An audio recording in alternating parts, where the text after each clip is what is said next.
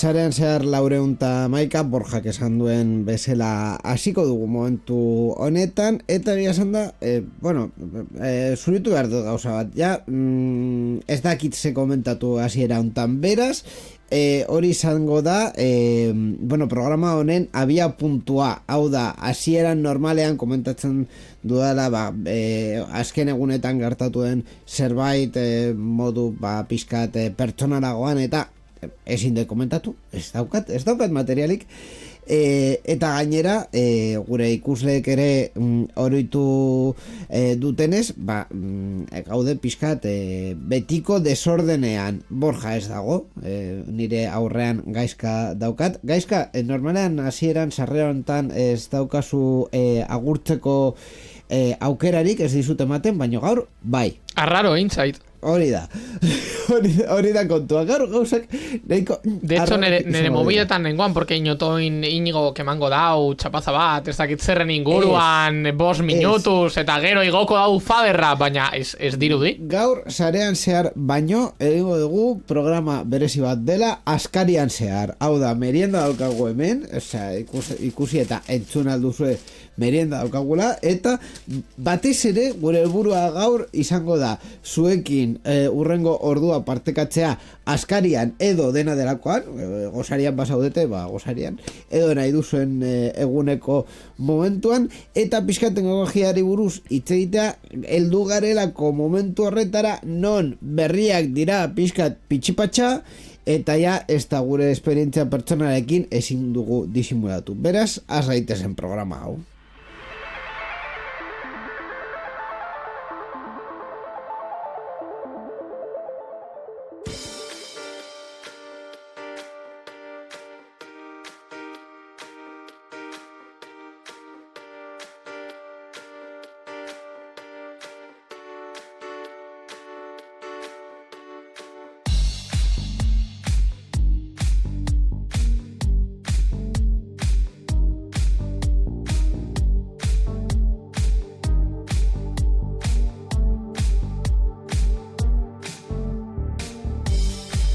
Hori bai, betiko egitura mantenduko dugu, gure sintonia, gure kontuak, eta betiko elementuak bai izango ditugula, baino modu agian pixkat liberalagoarekin izan leike Gaizka Carmona, por cierto, arratzaldeon. Arratzaldeon inigo sendino. Gaming Roomeko kidek inbaditu duzue aste honetan Euskal Digitaleko parrilla osoa? Bueno, oye, esan aldotut eskuragarritasuna badeko hori da gure defentsa bakarra. Bueno, bai, hor dago pixkat kontua. Zuen eskuragarritasuna eta besteen ez eskuragarritasuna. Enredando egon delako Darka Iñakiren ordez, zu zaude Borjaren ordez. Borjarekin, por cierto, zuritu behar dut baita, ez da ezer gertatzen, osea, Borja eta biok, como siempre, todo bien, super guai.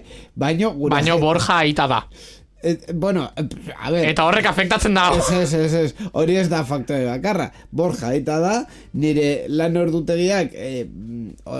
Astetik astera aldatzen ari direz? Bai, kasu honetan gainera, aste honetan jundira pikutara bapatean onerako, baino, estanda dute momentu batetik bestera, eta, bueno, gauza batzuk subkontratatu egin ditut, eta beste gauza batzuk berrantolatu. Movida baita be, edo zeuk dekozun hor infortunioa, da... Superinfortunio. No, infortunioa da, Mikelek adibidez, Mikelek enredando entzat, pixkat, bueno, badekola poltza handiago bet kandidatua ateratzeko, baina zeuk ez. Baina zeuk ez, hori da zera erasoa. Orduan, karo, neu egonoinaz amen Borjak ezin dagoanean, porque Borjak ezin badauta neuk ezin baet, pues puta samarra. Sarean zehar, monologoa. Zarean zehar, irugarren denboraldia, ongi etorri. Irugarren, bueno, bigarrena. Welcome back, zarean zehar second season. Bai, bakarrizketa egin beharko, Hostia. Ez dakit nondik hartuko nuke kolaboratzaile bat, ez dakit. Egia esan. Zaiozu Geminiri erantzun ditzasun euskeraz. Horretara jungo era. Tema! Horretara jungo era.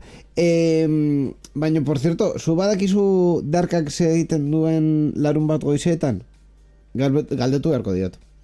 Usteet, azken 2 hilabetetan, astero 4-5 alditan galdetzen diozula, eta erantzuna beti berdina, deskantzua.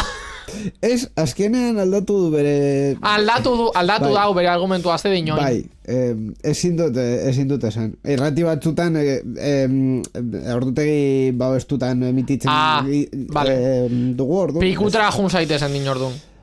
Bueno... Gutxi gora bera, bai, aprox. Bai, oso finu... Bueno, oso finu ez zu ez da bat ere finu izan, baina bueno. Bueno, baina finegia da hori baino. Bai. Bien. Orduan, en fin, hori kontuak. Astuntan, por cierto, adimen artifizialarekin 2 esperimentu egin ditut. Esan. 2 esperimentu nahiko arriskutsu. Bata izan da... Arriskutsuena izan da...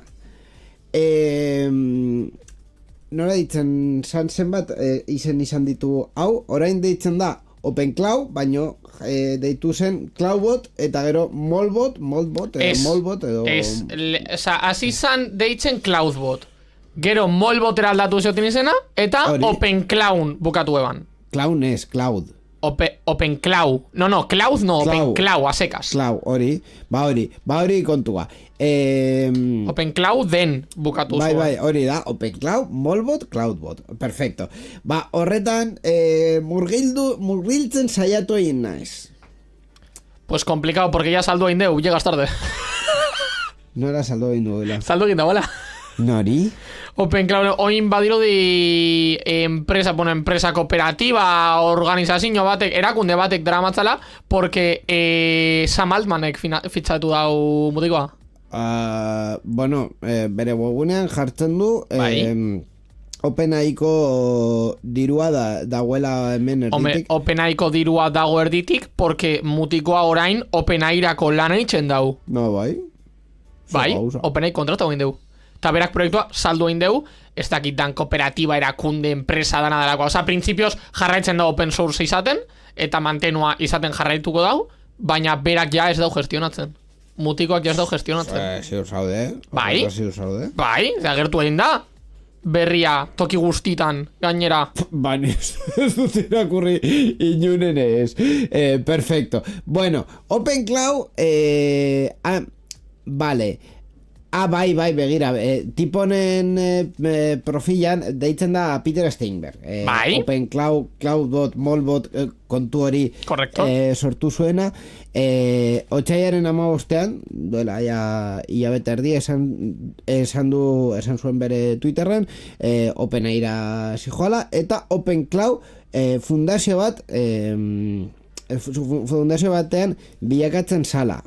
Interesante. Correcto. Oso interesante. Vale, oso ondo. O sea, igualmente trasteatu da queso horregaz, pero quiero decir, llegas tarde. O sea, ya quiero decir, ya. Jaio da, viralizatu da, eta saldo indau. Así, en 2 semanas. Bueno, saldu baino, bera pasatu du proiektu hau fundazio batera. Hori ez da salt. Bere fundazio propio era. Bai, bere fundazio propio da, bai, baina quiero decir que ya mantenu... Ez da Apache fundazioari ematea proiektua. Baina mantenua ja atzetik eramango dau askoz be. Más lejos, vaya, o sea, quiero decir, distancia handiagos, porque berak OpenAIrako lan eitzen da, orduan berak ingo dau, OpenAI esaten diona, básicamente.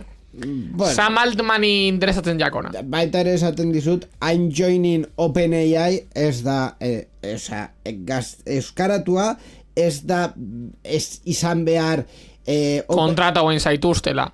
Baina eske Sam Altmanek jarri hau beste tweet bat, ez danez kontrata hoen da bai. Bai. Plantilla sartzeko. Baina kontratu laboral... Kontratu adino, bai. Kontratu bota daukat. Ez da huesan, esan dagoena da kontratu bat dekola, o sea, porque it's joining the team, básicamente. Bai, joining the team, ze esan nahi du, joining the team. Joining the team da kontratu bat jarri diotela aurrean. Bueno, dirua jarri diotela aurrean. Edo agian, da, an independent associate advisor. Ez deko pintarik arrazoi oso nagusi bategatik. Osea, OpenAI zeratik erosi dau movida, segatik erosi dau mutikoa. Porque competidorea Hombre, da, mutikoa ez du erosi. Vale, entiéndeme. Baina dinot, erosi dagoela proiektua, coño, kompetentzia alako. Horregatik erosi dau. Orduan, zein da zen intentzioa? Pues bai, ok, proiektua interesgarrea da, eta todo lo que quieras, baina intentzioa da, tú que eres una máquina, según echas la neitzea. Vale, claro. Porque tú eres una máquina. Claro, obviamente. Orduan, nire interesatzen jat, máquina bat izatea ekipuan.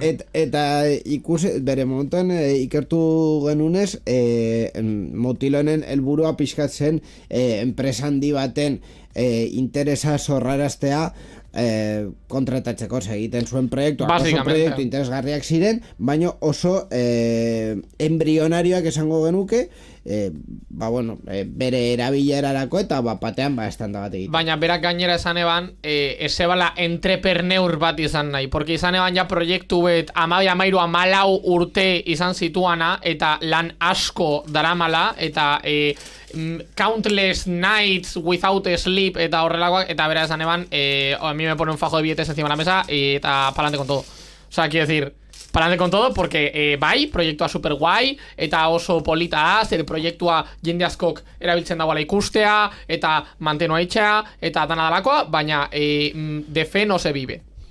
Eta ez da jaten bez. Precisamente, por cierto, jaten eta kontuari buruz, bai. Producción beharko nuke una bebida gaseosa de naranja, mesedes. Hortik produkzioa egingo ditu bere gauzak. Orduan, precisamente, behin baino gehiagotan Euskal Digital eta Zaren zehar buruz hitz egiten, galdera hori ere zorrarazi didate, en plan de, baino hau, zergatik ez duzu ez dakit enpresa batekin azten edo ez duzu beste proiekturen batean bilakatzen monetizatzeko edo, eta nire planteamendua berdina izan da, ez dut nire enpresa propia sortu nahi dut konkretamente EITB-ko soinu teknikari oposizioetara aurkeztu, aprobatu eta lan egin, eta kobrau ondo. Ta jazta, hori nire bizitzako helburua, sinceramente. Orduan, txiko, ulertzen dut. Por cierto, horri buruz hitz egiten, aipatu dut konkretuki, delako nire bizitzaren urrengo aurrera pausua, hau da, OPE hori, konkretuki CPE deitzen diote, egitea, beraz, azterketa bat egin behar dut, beraz, ikasi behar ditut gauzak, beraz, ni 31 urterekin ikasten berriz, jajaja, ojo aldato, orduan, nire erramintak garatu ditut, garatu ez, erabili ditut, ikasketa prozesu hori martxan jartzeko. Eta zure galdera esan leike, zeintzuk? Gemini. Ez, Notebook LM. Últimamente estoy baino pinchado con el Notebook LM. Kontua izan da, dozein oposaketa prozesu bezala, argitaratzen da, temario bat, eta temario horretan gai zerrenda horretan, gai zerrenda horretan jartzen ditu hainbat kontu ikasi behar direla, eta noizbait EITBek eta bere prozesuak horrela esaten duenen azterketa bat egingo da, azterketara deituko digut eta gauzaik. Hori da OPE baten kontua.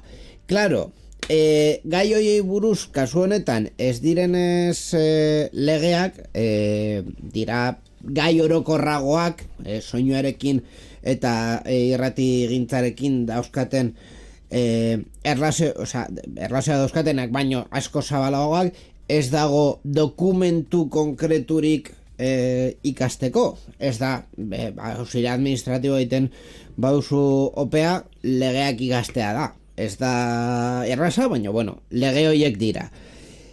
Kasu honetan da, soinua. Soinua bere kontzeptu zabalean.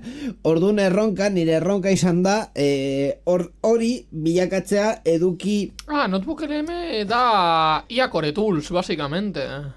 Zenuen ezagutzen Notebook LM. Ez dugu Notebook LM buruz hitz egin. Aipatu didazu hainbet alditan, baina ez naz inoz sartu behitxera, porque ez dut erabilizan behar. Eta ez didazu galdetu zer den Notebook LM. Suposatzen neban zala beste iamotakoet, baina ez nekian Googleena zala.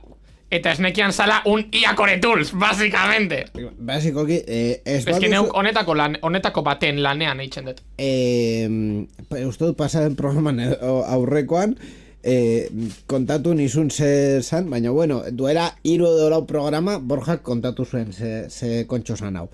Kontua, bueno, Notebook LM ez baduzue programa horiek entzun, da adimen artifizial bat, baino zuk ematen diozun dokumentuekin lan egiten duena. Ez du lan egiten edozin gauzakin, baizik eta bakarrik iturri horiekin. Orduan gauza askoz gutxiago inventatzen ditu. Ahora bien, claro, hemen esperimentuak eta erronkak, ni aurretik neutkan materiala zerbaiten ikasteko erabila dudan zerbaiten bihurtzeko segin dezaket. Dokumentu laburtutak, bideoak, audioak, ez dakit, hainbat kontu. Zein da arazoa, beti bezala, hizkuntza. Hau da, eta nahi baduzu adibide bat entzun dezakegu, nahiko kuriosoa delako. Bi eduki mota hartu ditut, bata dela gaztelaniaz dauena internetetik bilatuta, eta beste bat dala euskera gehien euskera egin da, ni bere garaian soinu teknikariaren gradua ikasi nuenetik. Erderaz ondo, esaten badiozu, hori, hainbat Notebook LM sortu alditu hainbat audio, bideo, aurkezpenak, galdetegiak, infografiak, erderaz ondo, baina euskeraz eskatzen badizkiozu edukiak, bueno, bere zailtasunak dauzka. Esango dut, eredu bat entzutea nahi duzu? Bronga? Osea, kontu bat hartzearren. Elektrizitateari buruz itzengo digu Notebook LM, kasu honetan bideo formatuan da, baina... Garrantzitsua Notebook LM jakitea bai, baina garrantzitsuagoa da jakitea ze modelo dagoan atzetik. Geminiren azken paketea. Gemini 2 Pro. Ez dakit, claro, eta gero, egia esan da ere, bideo bat sortu du, bideo hori dela, basikoki, una presentación de diapositivas berak sortutakoak baita, orduan hor nona deitzen da irudeak sortzen duen zera guelekoa nano, banana, banano. Nano, banana da irudiena eta beo da bideona. Kasu honetan bideo ez du sortu ditu irudi estatikoak, nano, banana pro zera horrekin. Irudiak sortzeko eredu onena? Baina, bueno, irudiak nahiko ondo daude, ilustratiboak dira, baina pixkat liberalak, baina nahiko ondo daude. Kontua da, nola hitz egiten duen euskeraz, Googleeko ez dakitzez Gemini 2 Pro izango da. Erabiltzen duten ahotsa sortzeko, hemen daukagu eredu bat. Kaixo, eta ongi etorri inoiz pentsatu duzue zer gertatu den benetan etengailu bat sakatzen duzuenean? Beno, gaur gure mundua martxan txartzen duen indar ikusezin horretan murgilduko gara, elektrizitatean. Vale, orain arte. Ni tan mal! Orain arte. Ni tan mal! Lapurdiko azentu hartu du. Bai? Lapurdi, very north Lapurdi, very London Lapurdi. Vale, bestetik, koma batzuk janditu, baina bueno. Baina hori gazteraz baita betxen dago. Eta elektrizitatea esan ordez, esan du elektrizitatea. Bueno. Pasable. Jarraituko dugu. Oso pasable. Bazen bada, bere sekretu oinarrizkoenak argitzera. Seguru benik baiet, ezta? Batzutan magia dirudi. Klik batekin eta argia. Baina ez da magia, atzean, zientzia lilurregarri bat dago. Nahiko beto. Asentua batuerara eraman du, baina, bueno, puntuazio markak baita ere pixkat jaten ditu. Bueno, eta txarrago itxeiten dauan, itxeiten duten, de hecho, periodistak ezagutu dodaz, También te lo digo. Bai, periodistak esan da ziur. Periodistak. Kasetariak adibidez, baina periodistak edo nordaki zerten hori. Askoz betxarra hau itxeiten dutenak. Hau izan da nire lehenengo froga, egia esan da bigarren bat egiten saiatu nintzen, baino erderaz jarri nuen adimen artifiziala, orduan sortu dit beste bideo bat, baino erderaz, ez daukala baliorik. Eta egia esan da nire arazoa kasu hontan gaztelaniarekin konparatuz, hau hobeto auskatuta eta puntuatuta egongo balitz, hau da, pausak eta horiek hobeto egingo balitu, erabilgarri izango leike niretzat, behintzat. Baino, horrelako ahoskerarekin, esango diogu ahoskera zerbait esatearren, ez da bereziki erabilgarria. Orduan, hor nago, nire material nagusia, nire ikasteko material nagusia euskeraz dago, baino horrelako subproduktuak sortzeko edo bigarren mailako material hauek sortzeko erraminta onak ez ditut. Egia da ere testuz nahiko ondo moldatzen dala, baino ahotzez nahiko gutxi. Bueno. Eta, por cierto, ez dizut kontatu OpenCloudekin segin dudan. Ez. OpenCloudekin pintxau dezu Raspberry baten? Ez.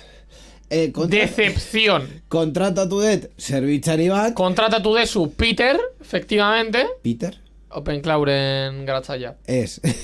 Kontratatu dut zerbitzari bat, hornitzaile baten, nire ikuspuntua urrengoa izan da. Ni ez dakit mierdo hau segiten duen konkretuki.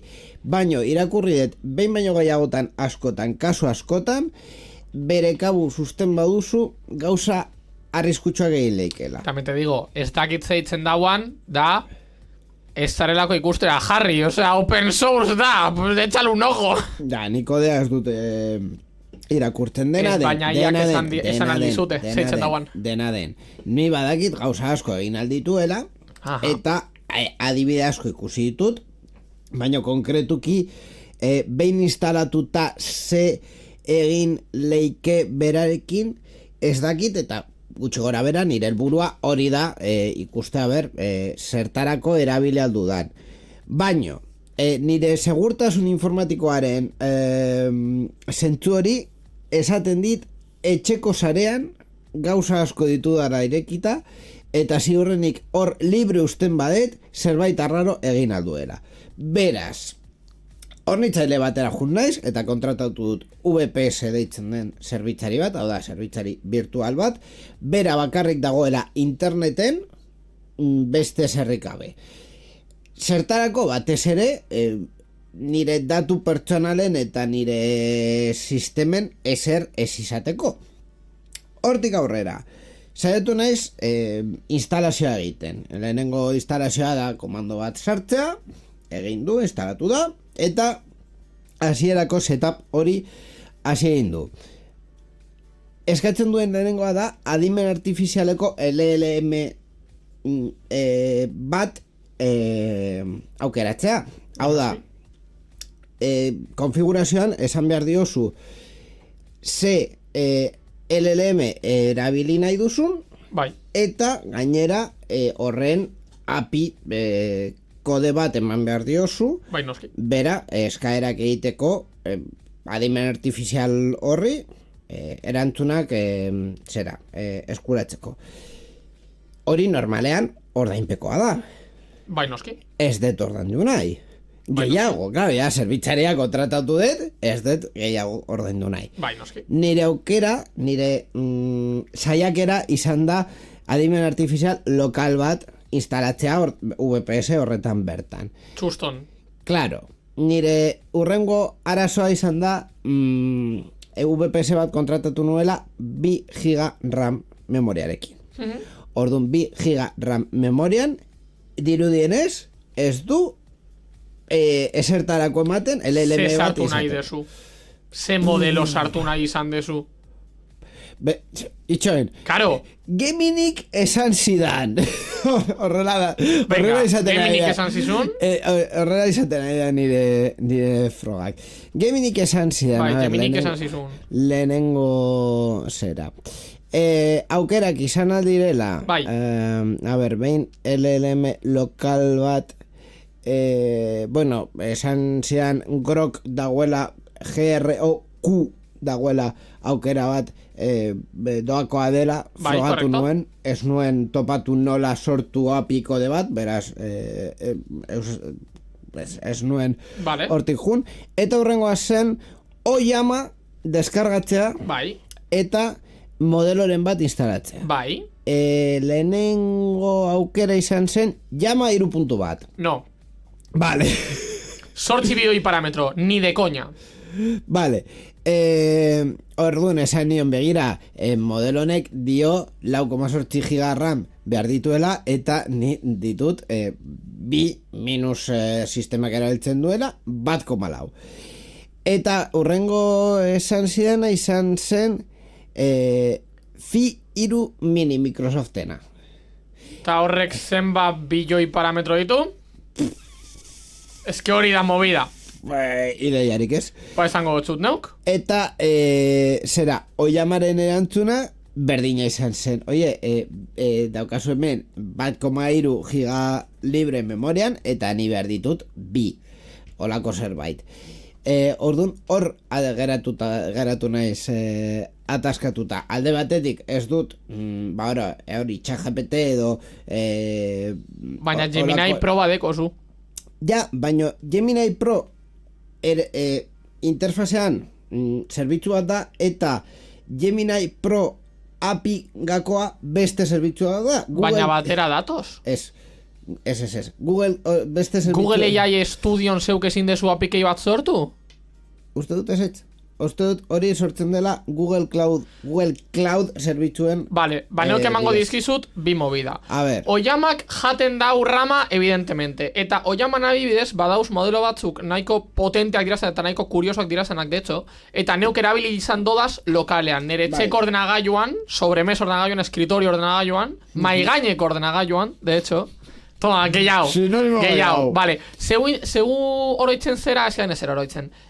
OpenAIak atera zituenean bere lehen open source modeloak GPT OSS modeloak bi atera zituala. Open source? No, open source. Totally open source. GPT OSS, eta atera zituan bi modelo. Bai. 20 bilioi parametroko modelo bet, eta 120 bilioi parametroko modelo bet. Ze esan nahi du hori.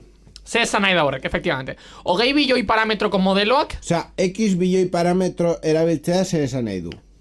Básicamente, modeloak gehiago pisatzen dauala, hobeto. Ez, gaizka, ze eragina duen ze esan nahi du, osea, zein da literalmente esaldi horren esan nahia. Vale, a ver nola esaten dizudan neuk.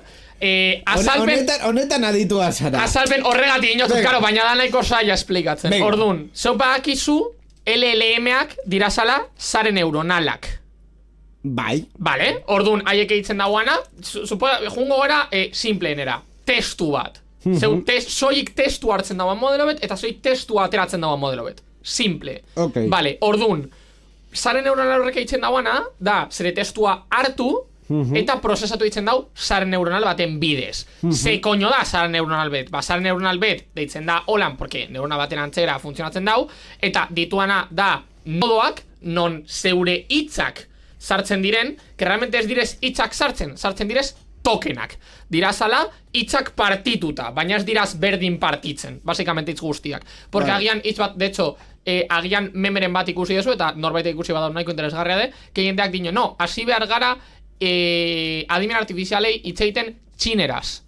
Porque txinerak okupatzen ditu token gutxiago gauza berdin esateko. Haiek dekoten idazkera bidez. Simbolak erabilita hori da. Zera, testu gutxiago Partiketan token gutxiago sartzen direz. Beraz, merkeagoak direz, entre comillas. Token gutxiago erabiltzen dezu berdin esateko. Orduan efizientagoa da. Vale. Movida da, sartzen dira zela token horiek, prozesatzen dira hainbat nodotan, eta nodo horietatik ateratzen direz beste balio batzuk doazela beste nodo batzuetra, eta bar. Orduan, zarunal simplena da perceptroi bet, dara neurona bet. Dekozu, soilik nodo bet, sartzen direz nahi dituzun adina sarrera, eta ateratzen da sarrera bat. Osa, ateratzen da itera bat, barkatu. Orduan, sarrera horietan, sartzen dira zan balioak, multiplikatu itzen dira weight baten bidez, pisu baten bidez, balio bat, zenbaki bat. Zenbaki bat, dekona rango determinatu bet, berdin jako. Orduan, balio horiek, zenbakitxo horiek guztiek dira zaren neuronal bat definitzen da benak. Osa, zeuk izango dozu, pues adibidez, pisua bat lehen kapaduna. Orduan, lehenengo kapan, lehen nodora, sartzen dan lehen tokenaren pisua. Vale. Eta hor sortzen dituzu nahi adina kombinazio. Orduan, 20 bilioi parametro direz 20 bilioi balio. Eta balioiek egongo dire distribututa nahi dituzun modura. Kapa gehiagotan, edo neurona gehiagotan baina kapa gutxiago, berdin jat, vale. Es lo de menos. Baina moia da, dituzula hainbat bilioi parametro, hainbat bilioi balio. Eta garrantzitsua da ere jakitea, zenbat diren totalak eta zenbat diren aktiboak. Porque guztiak egotea, ez dau esan nahi, zeuk galdera bat eitzen diosun bakoitzean, guztiak erabiltzen direnik. Vale, orduan, zein da garrantzitsua? Parametro bilioi gutxiago badauz aktiboak, erantzunak izango dira orokorrean txarragoak, baina azkarragoak. Aktibo gehiago badauz, gehiago tardatuko deu, baina erantzuna hobeago izango de. Movida zein da, modelo bat, zeu korritualizateko, bilioi parametro guztiak, ez aktiboak guztiak, sartu behar dirazala, zeure uberramean, eta en su defecto, zeure ramean. Vale. Ordun, eta horretan erreferentzia bezala, GPT-OSS 20 bilioi parametro duna, neuk korritu daiket arazo gabe nere txeko ordenagailuan. Okupatzen ditu 12 giga uberram, 12ak eta aparte beste 4 RAM. Vale. Kaso honetan uberram ez dagoen zerbitzaren honetan. Rama hartzen dau zuzenean, efectivamente. Ordun, claro, hori da logika. Hortik, oiamak esaten ziena, modelo hau erabiltzeko hainbeste zera parametro prozesatu behar ditu danez, behar dut memoria kopuru hau. Hori, suposatzen dut ez duela esan nahi, beti memoria kopuru hori erabiliko duela, depende, beti, 1 euro. 1 euro, zeuk modeloa korritzen desun bitartean, modelo egon behar da kargatuta ramean. Por cojones. Ostras. Vale. Osa, da rama okupatzen dauna porque modelo osoa kargatu behar da hor. Y ya está. Osa, okupatzen dau espazio hori permanente. Eta horrela... Zeu korrietxeri usten diosun arte, evidentemente. Eta horrela, ulertzen dugu, zergatik rama hain garesti dagoen. Tal cual. Orduan, hori da nire esperimentu honekin arazoa. Ez dudara topatu 2 gigatan sartzen den modelo. Neuk esango nizu, claro, es que direz guztiak una puta mierda. Baina Oyama bidez probatu nahi badezu, dau Gema 3 dela Googleena usteet baita be, Gema. Gema 3, baina 270 milioi parametro duna. Ez bilioiak begaz, baizik eta milioiak emegaz. Horretan ere, ze izan da? Horrek okupatzen dau nahiko gitxe. Horretan ere ez dakit hain gitxi okupatzen dauan, baina nahiko gitxi okupatzen dugu. Horretan ere frogatu duzu, frogatu dut. Barkatu. Frogatu dut bat dela small MB. Vale. Eta hori, subbertzio bat dauka esango genuki, Eunta 35 milioi, milioi emes, parametro erabiltzen dituen. Hori, zera, Geminik kontatu, esan dianez, hori erabiltzeko. Oiamak esan dit, modelo hori ez dela existitzen. Ez da, suposatzen dut, ez daukala bere repositorioan. Probatu Gema 350 milioi duna, porque ez leuke gehiegi okupatu behar. Osa, decir, modelo osoak, referentzia lez hartu dezasun, modeloak berez pisatzen dauana, eta gero okupatzen dau RAM kopuru bet. RAM kopuru hori izan daiteke gehiago edo gutxiago, depende muchísimo. Orokorrean izaten da pizkat gehiago, pizkat, tampoco mucho. Gema 350 milioi dun parametroak, milioi dun modeloak, de hecho, pisatzen ditu per se modeloak 300 mega. Dena den... Orduan giga erdin, sartu barko zenuke. Dena den, nire ideia beste ido batek dihun da. A ver. Eta ondorio nahiko logikoa da. Ez badaukat RAM nahiko esperimentua egiteko, RAM gehiago jarriko diot zerbitzari honi. Por ejemplo. Osa, azkenean, nire hornitzailean, servidore bat izatea 2 giga ramekin 2 euro dira, 4 giga ramekin 3 euro hilabetero. Bueno, txiko, esperimentuak egiteko 3 euro hilabetero badauzkat. Orduan, horiek izan dira nire bi esperimentuak. Ba, neukadekot beste aukera bet gainera. Zin. Bado mobila bet oso politxa eta oso kukia. Bai. Deitzen dana Open Router. Open Router. Bai, hori geminik ere esan. Eta Open Routerrek balio jatzu modeloak erabiltzeko en nube, basicamente, doainik. Eta beste aukera dekosuna da oiamak berak per se, dekola, tier gratuito bet, eta oiamak korritu daikezala modeloak en la nube, sarean. Ordun, zeuk be erabili daikezu hori con sus límites de uso, evidentemente, eta oiamak abisatzen dotzu, zemat dekosun kontsumitu da.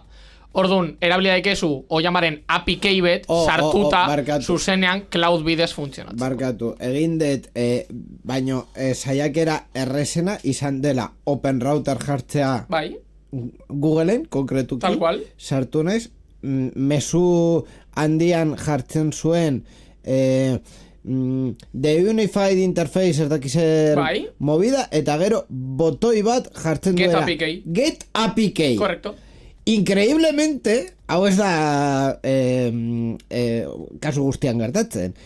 Eman diot Get API Key, urrengo pantalla izan da sesioa esteko, eta urrengoa izan da Get API Key botoia, API Key izena sortu, tal cual. API Key eman dit. Increíble. Increíble. Eta hor zeuk aukeratu daikezu modeloren bat, nahi desuna, neuk detxo bat erabiltzen detamen. Eta dauz hainbat, orokorrean direz pizkat menos conocidos, dinogun, pues adibidez, hemen dekozu Riverflow VB Pro.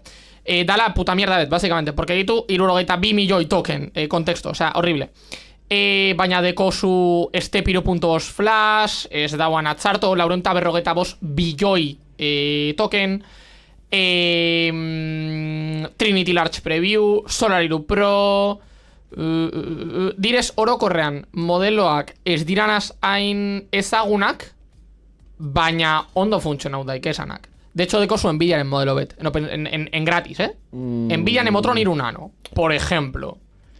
A ver. O sea, eta ahí está, hau zan nahi nuena. Nahi bat zera fiatu zerbait inguruan, dekozu Quen 3 dela Alibabaren modeloa, eta oso ondo funtzionatzen dugu. Eta, efectivamente, GPT OSS, 120 bilioi duna eta 20 bilioi dun parametro duna. Ni eman diot Create API Key, txurro bat eman dit, eta hori gero aldudanean sartuko dut. Baina, esan behar diozu baita bezen modelo erabiltzen nahi dauan. Ez. No, esan behar diozu zeuk Open Cloudi ze modelo erabiltzen nahi dauan. Porque API Key honek erabili alditu nahi duzun modeloa. Claro, API Keya da akontuarena, eta akontu horrek erabili behar izango dau modeloren bat, porque modeloak korritzen dira cloudean. Menuan ez da gertuko beti Open Router ditzen den aukeraren bat. Ez dakit, baina Open Router agertzen bada, Open Router agertzen bada aukera lez, gero azpian izango dezu kuadratxo bet, non agertzen dan right model name, basicamente. Porque hori funtzionatzen dagoelan iCore Tools guztietan, basicamente. Osa, zeuk aukeratu behar dezu, porque hauek guztiak direz cloudeko modeloak. Osa, korritzen daue cloudean. Bai. Gratuito, baina cloudean. Orduan, zeuk aukeratu behar dezu, ze puto modelo nahi dozun berak erabili dauan. Bai, baina kontua da... Eta Open Routerren dekozun C-Models, aldezu filtratu por pricing low to high, eta automáticamente todo tiers gratuitos. Ja, baina... Ja está nahi dezuna. Aukerau. Ni Open Clouden, orain, bueno, de hecho, konektatu naiz, baina oso galdo da. Open Clouden esaten diot ze modelo mota den, eta gero elbidea API kodea. Claro, baina gero izango dezu un custom, eta custom horretan esango dotzu ze puto modelo erabiltzen nahi dozun. Ez dut uste, ez dakit, egia esan da, ez dakit, experimentatzen ari naiz. Orduan, urrengo programarako edo, ez dakit noizko, kontatuko dizut, a ber, ze den honen emaitza. Baina momentuz, esperimentu horretan... Beitu, Open Clouden dokumentazioa. The Wizard will guide you through. Magoak gidatuko dotzu, porque holan deitzen da el puto Wizard, osea... Choosing open Router as your provider. Aukeratzea, Open Router, zere ia proveedorelez. Vale. Entering your APK, sartuko dezu, zeuk, sortu berri dozun APK-a. Vale. Selecting your preferred model. Aha. Eta configuring messaging channels, que eso es lo de menos.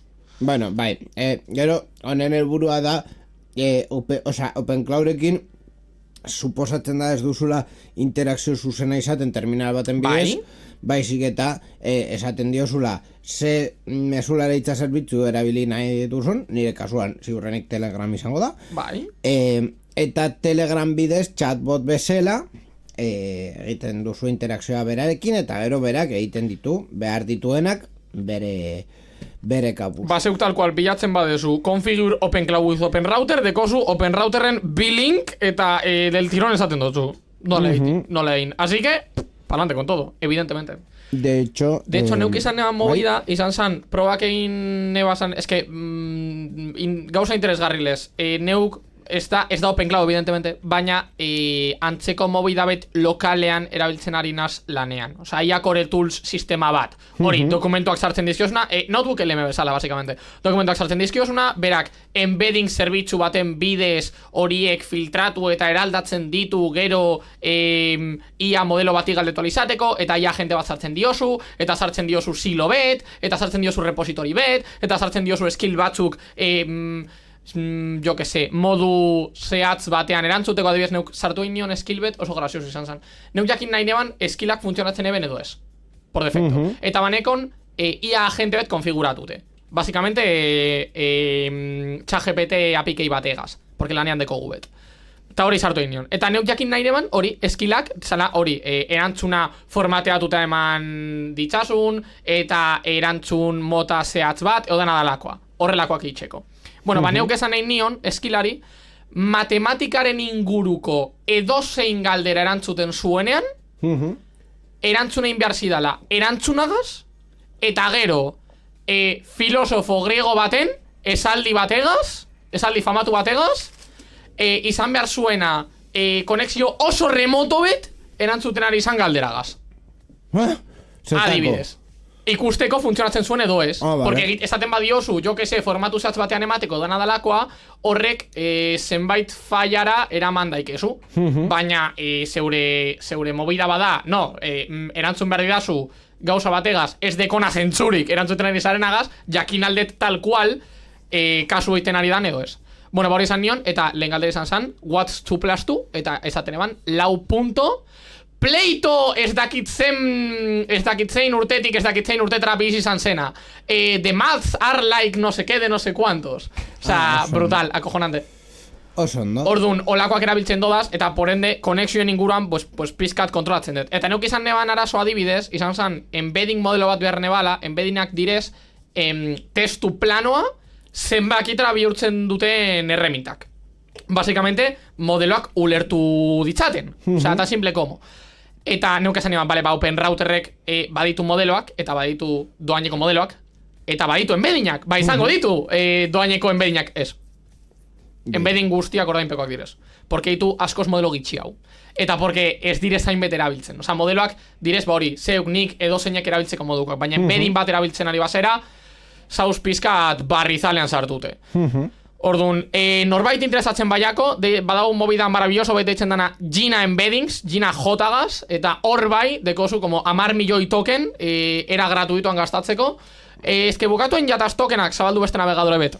De manera no irónica zabaldu beste navegadore bet, edo mejor, no, ez doa kontu bidez. Epa! Osa, zeuk lortu alde zua pikei bet 10 milioi tokenegaz a palo seko. Epa! No account, no shit. Osa, brutal. Eta, zuk dinozu ja, baina beste navegadore batek fallauko dosta. Kokiak borratzen badozuz baita funtzionatzen dugu. Claro, efectivamente. Ba, hau guztia, gure, bueno, nire esperimentutan, eta zu, gaizka esperimenturen bat egin duzu? Hombre, ba, kontatu dizuan literalmente guztia itxena. Hori izan da lana, osea, ni baitare lana diburuz itxegin aldizut, baina hori izan da lana. Ba, experimentu aldetik nauk baita be, intentxanekon OpenCloud montatzeko, baina badara matxadaz ja 2 edo 3 hilabete proiektu bat hibernatuta deko dela, eta nahiko interesa deko dela bueltatzen. Eta da, basikamente, egin nahi dodala nere Alexa propioa, baina Raspberry bategaz, erain alambrikoan, eta Cloudeko modelo bat zerbitzatuta. Orduan, movida da... Suerte. Movida da kodeatu inbar dudala desde zero. Orduan, erabili behar dut Whisper libreria, dala OpenAIren open source libreria bet zeuk itxein alizateko. Hori guztia, bueno, horren parte bat egin zuten Home Assistant sisteman, pasaren urtean edo ez aurrekoan 2008an eman zuten urte osoa Alexa bezalako, esan dut Alexa, increíble, Alexa bezalako zerbitzu bat sortzen. Egia esan da, ingelesez ondo beste hizkuntzetan nahiko kaskar. Nahiko txuston. Bai, hori da mogi orduan neu kodeatu egin nahi dodala berak egin desan. Erraminta guzti hoiek eta nola integratzen diren hortik dago dokumentatuta Home Assistanteko egin dutelako. Eta nahiko, a ber, gauza aleatorioak eskatzeko ez, baina jartzen badiozu komandotan, jartzen automatizazioetan hobeto esan da, jartzen badiozu esaldi konkretu bat eta ze egin behar duen, normalean, ez guztita, baina normalean esaldi konkretu hori ondo esaten baduzu, akzioak egiten ditu eta erantzuten dizu. Ba, moia da, neuk egin nahi dudala pizkat gainera user-friendly dozeinek erabili desan open source izateko, basikamente, MIT lizentzia bidez. Zu zergatik ez duzu bizitza izan nahi? Pregunto! Esan dutzu tibernatuta deko ala.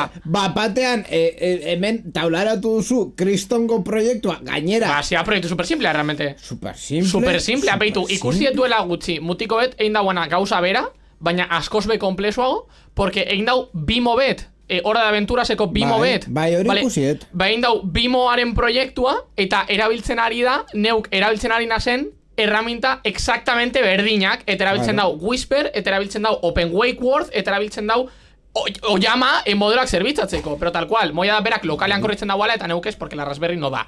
Baina, berdin jata, oza, movida da hori, pintxar nahi dudala mikrofonoet por USB, eta egin nahi dut, hori, montaje prozesu esatea pizkat family friendly, eta beraz terminal bidez, pues ematea aukerak, ze mikrofonera bil nahi desun default bezala, ze altavoz erabil nahi desun default bezala, eta holango mobidak gero zuzenean montatzeko, eta on-off, eta a tomar por culo con todo, ya está. Eta eraman analizateko, pues hori, bateria portatil bategaz, mikrofono USB, eta altavozak jo que coño sé. Eta holangoak. Ez duzu bizitzarik izan da, ¿sabes? Nahiko simplea da. Nahiko simplea da. Ni nahiko komplexo ikusten dut, baina bueno, programatzailearen burmuina zurea da. Ni horretan ez nahi sartuko. Osea, kode fluxuaren aldetik nahiko simplea. Mobia da, ikusi bar dola, dokumentazioa nola dabilen, eta nola funtzionatzen dauan, eta ba hori, konfigurazioa nivel sistema, baina berdin jata. Eskuratu, lapurtiko, eskuratu beharko ditugu Raspberry batzuk. No, neuk baekot, baina ondo legoke pizkat potenteagoa dan bat izatea. Daukazu 3B. 3B plus. Lauan ni daukada... Baina zeuk erabiltzen dozu. Baneukan. A ber, egon hor dago, baina azken aldian pizten da, bera gauzak egiten ditu ordu erdiz, eta bera bakarrik hiltzaltzen da. Osea, hilzorian dago, edo... Hori suposatzen. Moia da hori, honek deko zala, 800 piku megarram. Hombre, ondo etorriko ditzaidake, Raspberry Pi 8 gigarram duna izatea. Bai. Fantastikosamente, baina 8 ez bada behintzat lau.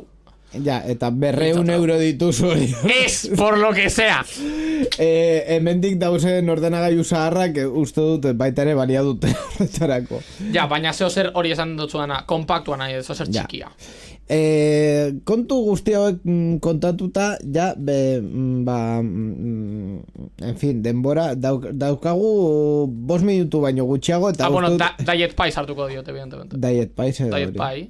Da Raspberry distribuzio bet, debian enbasatuta, baina super básico, super simple, pa que no consuma. O sea, me encanta, ya, ez dakit dela, ezer informatikari buruz. Ikusten de, tal cual. Formate bat egin dau. 5 minutu geratzen zaizkigu, baina egia esan da, ez dakit kontsumituko ditugun, berri teknologikoi buruz hitz egiteko, ia guztiak txustongo bat dira, eta ez du merezi 5 minutu hauek. Bueno, gure bizitza kontatu egin dizuegu, eta nonor pizkat kuriosoa bat, basartu egin diogu zirrara proiektuak eitzeko, basikamente.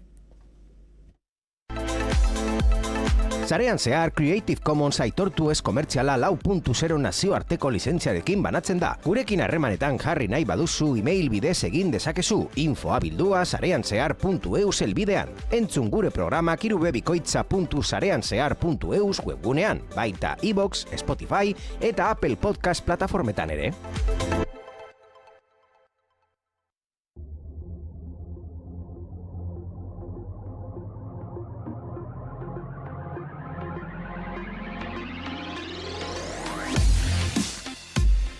Eskerrik asko gauza guzti hauek taularatzearren, basikamente hori izan delako gaurko helburua, sarean zehar mesaka movida kontatzea, kontuak kontatzea, eta bueno, azkenean proiektu teknologikoak dira berriak ez badute askorako ematen, gure gauza kontatzen ditugu eta horrela baita ere edatzen dugu gure esperimentuak.